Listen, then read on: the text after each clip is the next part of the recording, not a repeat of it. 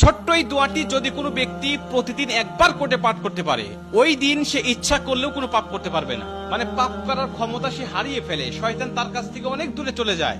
নবীজি বলছেন, যদি কোনো ব্যক্তি এই দোয়াটা মাত্র একবার পাঠ করে, যেদিন সে পাঠ করবে ওই দিন শয়তান চিৎকার করে কাঁদতে থাকে, চিৎকার করে আওয়াজ দিয়ে বলতে থাকে যে আজকে সারাদিন তুই আমার ওয়াসওয়াসা থেকে মুক্ত হয়ে গেলি, আমি ইচ্ছা করেও আজকে তোকে আর ধোঁকা দিতে পারবো না, তুই আজকে আর কোনো পথভ্রষ্টের কাজ করতে পারবি না, তুই সেটা আমার কাছ থেকে মুক্ত হয়ে গেলি। এই দোয়াটার এতটাই পাওয়ার, এতটাই ক্ষমতা আল্লাহ পাক দিয়ে দিয়েছেন। অতএব আমরা এই দোয়াটা মুখস্থ রাখবো, ছোট্ট একটি দোয়া মুখস্থ করে প্রতিদিন আমরা তেলাওয়াত করবো।